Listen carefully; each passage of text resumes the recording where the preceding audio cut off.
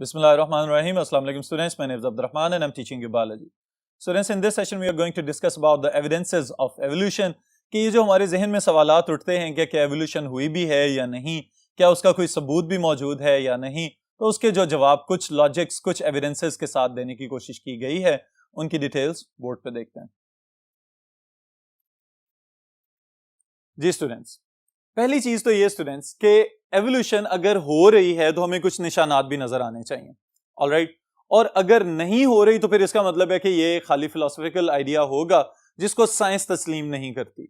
लेकिन अगर हमारे पास इसके एविडेंसेस आ चुके हुए हैं तो इसका मतलब है कि डार्विन की बहुत सारी एक्सप्लेनेशंस जो हैं उनसे हमें इत्तेफाक करना पड़ेगा, alright. So the first thing is evolution leaves observable science, यानी हमें बहुत सारी इस तरह की अलामात नजर आती हैं कि जिसको देखने के बाद हम इस बात पे यकीन कर सकते हैं, इस कंसेप्ट से इत्तेफाक कर सकते हैं कि yes the evolution does occur, alright. फिर उसके बाद डार्विन की अगर अपनी बात की जाए तो ये चीज भी आपकी बुक में ऐड की गई है कि डार्विन की अपनी सारी की सारी ऑब्जर्वेशंस कहां से थी, from different geographical regions. England से चला और फिर साउथ अमेरिका तक और रास्ते में भी देखता गया, वहां पे भी बहुत सारे जजीरों से बहुत सारे सैंपल्स इकट्ठे किए, तो तब जाके डार्विन ने ये कंसेप्ट डेवलप किया कि जो एक जगह के जानदार हैं वहां पे उसी तरह के एंसेस्टर्स मौजूद थे जिनसे ये डिसेंड हुए हैं, लेकिन डिसेंड होते हुए इनमें कुछ मॉडिफिकेशंस नजर आ रही हैं। और ये वाला जो कंसेप्ट डेवलप किया गया कि all the descendants they always descend with certain modifications, ये बेसिकली तकवीयत पहुंचाता है उस कंसेप्ट को कि जहां पे एक्यूमुलेटिव प्रोडक्ट बन रहा हो एडेप्टेशंस का, कि जनरेशन आफ्टर जनरेशन हर जनरेशन जो है कुछ तब्दीलियां अपने अंदर लाए और वो तब्दीलियां अल्टीमेटली जेनेटिक मेकअप का हिस्सा बने और फिर इनहेरिट होना शुरू हो जाएं। जो बेसिक एविडेंसेस स्टूडेंट सेशन में हमने डिस्कस करने हैं उसमें पहली चीज है बायोजियोग्राफी और फिर उसके बाद दूसरी चीज हम डिस्कस करेंगे दैट इज फॉसिल रिकॉर्ड, क्योंकि ये दो वो एविडेंसेस हैं जिन पे सबसे ज्यादा फोकस था डार्विन का अपना। तो पहली चीज हम यहां पे अगर डिफाइन करें दैट इज बायोजियोग्राफी। अगर गौर करें स्टूडेंट्स तो this term is bio then geo और फिर उसके बाद ग्राफी, ऑलराइट। हमें इससे समझ आ जानी चाहिए कि bio is for life, alright, geo जमीन के लिए, और ग्राफी का मतलब है कि जो डिस्ट्रीब्यूशन हमने बनाई हुई है, यानी वो तमाम जानदार जो मुख्तलिफ जियोग्राफिकल रीजन्स के अंदर डिस्ट्रीब्यूट हुए हैं जमीन के ऊपर, उनसे एवोल्यूशन की अलामात को, एवोल्यूशन के सबूत और शवाहिद को इकट्ठा करना, this is biogeographical evidences of evolution, alright. So सबसे पहले हम डिफाइन करते हैं the branch of biology which deals with the study of geographical distribution of plants and animals. इसको समझने के लिए एक दो मिसालें हम ले लेते हैं कि हमारे यहाँ दरियाए सिंध में जो एक खास किस्म की डॉल्फिन पाई जाती है उसे हम क्या कहते हैं, इंडस डॉल्फिन, ऑलराइट। तो ये हमने उसको उसके जियोग्राफिकल रीजन के साथ एम्बेड कर दिया। फिर इसी तरह आमतौर पे सफेद रंग का रीछ हमारे जहन में जब भी आता है तो हम कहते हैं it is a polar bear. तो इसका मतलब ये हुआ कि ये इक्वेटर पे पाया जाएगा, नेवर। इसका मतलब ये है कि ये पोल्स पे पाया जाने वाला है, ऑलराइट। फिर इसी तरह एक स्पीशीज मैंने आप लोगों को बताई हुई है जिसे हम मून बियर कहते हैं, ये भी पाकिस्तान के इलाकों की खसूसियत है। इसी तरह से जब हम अफ्रीकन लायन या बंगाल टाइगर्स या इस तरह से किसी और स्पेसिफिक एलिगेटर की बात करें तो हमें पता होता है कि ये स्पीशीज किसी ना किसी खास इलाके से ताल्लुक रखती हैं। So this is their biogeographical distribution, alright students.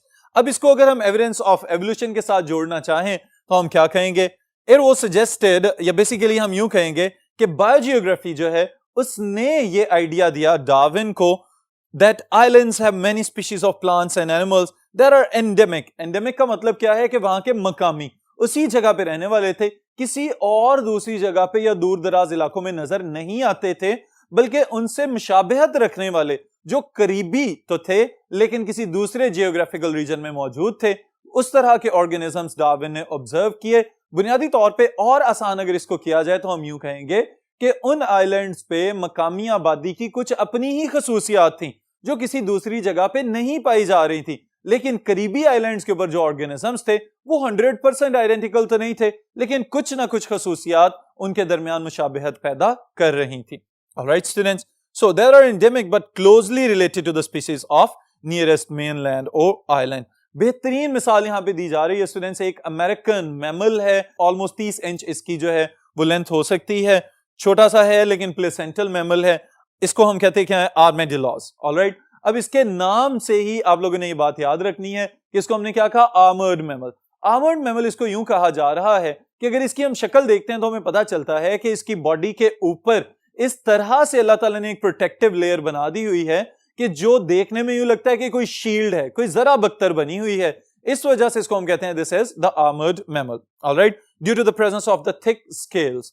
फिर उसके बाद स्टूडेंट्स याद रखने वाली चीज इसमें यह है कि ये जो मैमल जिसकी हम बात कर रहे हैं ये इनहेरिट हुआ है ग्लिप्टोडॉन से, जो कि एक बड़ी गाड़ी के साइज का एंसेस्टर था, लेकिन ऐसा आहिस्ता आहिस्ता रिड्यूस होते हुए अब ये 30 इंच का रह गया जब डार्विन ने इसको ऑब्जर्व किया। और मौजूदा दौर में भी ये जो पाया जाता है इसके अपने कुछ अफादियत भी है, लेकिन साथ ही साथ इसका एक नुकसान भी है कि इसके अंदर लेप्रेसी वगैरह या इस तरह के कुछ जर्म्स हैं कि वो जानदार जो एक से दूसरी जगह पे बीमारी फैलाते हैं उनको हम कंटेजियस कहते हैं। तो लेप्रेसी के लिहाज से ये थोड़ा सा कंटेजियस है। अमेरिका में लोग चूंकि इसको पेट्स के तौर पे घरों में भी रखते हैं तो ये उनके अंदर भी बीमारियां फैलाने का बायस बन सकता है।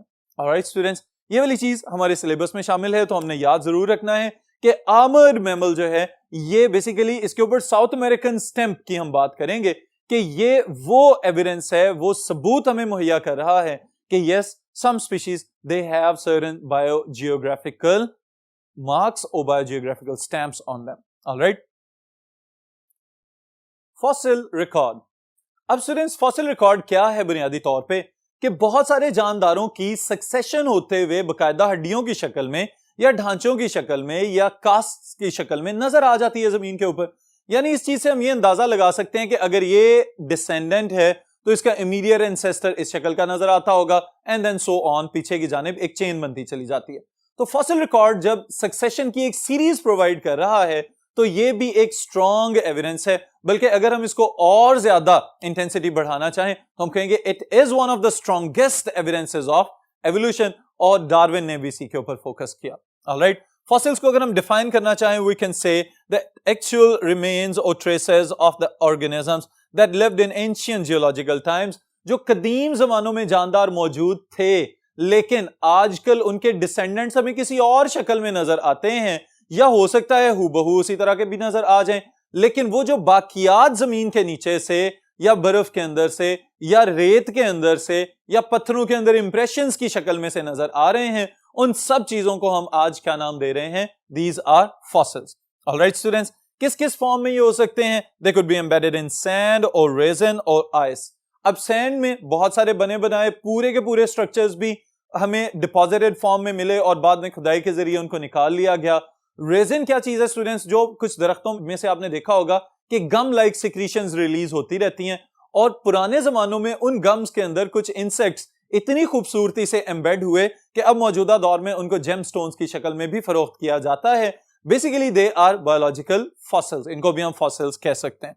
फिर इसी तरह स्टूडेंट्स आइस, ग्लेशियर्स वगैरह के अंदर या बर्फ के अंदर सबसे ज्यादा प्रिजर्व फॉर्म में ऑर्गेनिजम्स मिल सकते हैं, जैसे कि हाथीनुमा एक बड़ा सा जानदार हुआ करता था जिसे हम मैमल्स बोलते हैं। इसके फॉसिल्स जो है रिसेंटली डिस्कवर किए और पूरी बॉडी जो है वो अब हमारे पास मौजूद है। तो बुनियादी तौर पे चूंकि ये बर्फानी इलाकों में पाया जा रहा था तो that's why it remain unchanged after millions of years. Alright, फिर उसके बाद स्टूडेंट्स इंप्रेशंस या कास्ट की शक्ल में भी मिल सकते हैं, यानी कोई ऑर्गेनिज्म कहीं से गुजरा और उसके पांव का इंप्रेशन वहां पे रह गया, या कोई ऑर्गेनिज्म किसी रॉक के अंदर एम्बेड हुआ, वो खुद तो डीजेनरेट हो गया, कंप्लीटली डिकम्पोज हो गया, लेकिन उसके निशानात वहां पे रह गए। तो इन चीजों को हम कहते हैं दीज आर द इंप्रेशंस और कास्ट्स। ऑलराइट, इसकी वजह क्या है? Petrification by minerals like calcium carbonate and deposition of silica, के आहिस्ता आहिस्ता जो लिविंग टिश्यूज थे वो रिप्लेस होते चले गए मिनरल्स के साथ।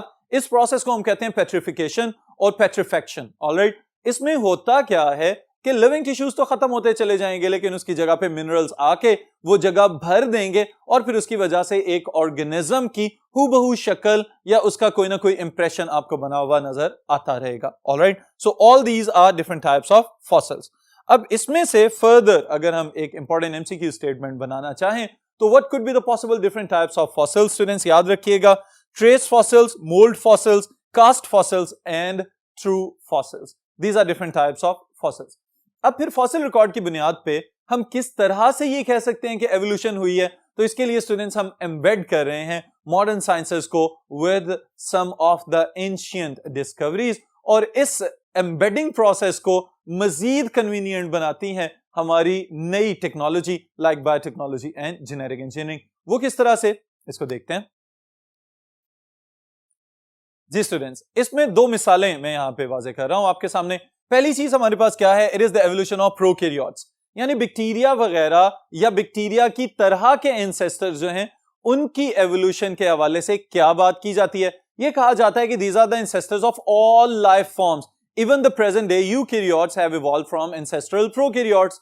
अब ये वाली चीज जो कही जा रही है, इसको आपकी बायोकेमिस्ट्री, मोलेकुलर बायोलॉजी और सेल बायोलॉजी मजीद तकवीयत पहुंचा रहे थे कि भाई ये जो मोलेकुलर बेसिस हमें नजर आ रही है बैक्टीरिया के अंदर, ये यूकैरियोट से पुरानी है। और जब फॉसिल रिकॉर्ड में देखा गया तो पता चला कि वाकई जो हमें मौजूदा दौर के अंदर फॉसिल्स मिल रहे हैं, जब उनकी कार्बन डेटिंग की गई तो पता चला कि yes, the eukaryotes they have developed later on, but the prokaryotes even in their fossilised form have a clear depiction, बहुत वाज़ेह अंदाज में ये बता रहे हैं कि yes, prokaryotes are more ancient as compared to the present day eukaryotes. All right students, फिर दूसरी मिसाल जो हम यहाँ पे वाजे कर रहे हैं, it is the evolution of vertebrates. vertebrates की evolution का जो एक सीक्वेंस या एक जो सीरीज हम देखते हैं स्टूडेंट्स, उसमें भी हमें मछलियों के जो फॉसिल्स मिले उनसे ये पता चला कि असल में मछलियां ही कदीम तरीन कॉर्डेट्स या वर्टिब्रेट्स हैं, और उनसे फिर इवॉल्व हुए एम्फीबियंस,